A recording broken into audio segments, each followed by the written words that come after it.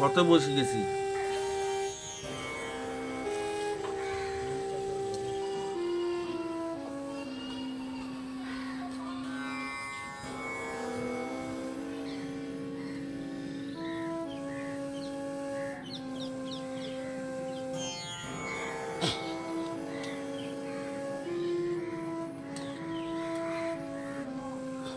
আমি ঘরটা বাঁধছিলাম অনেক কষ্ট করি বিদেশে থাকার সময়।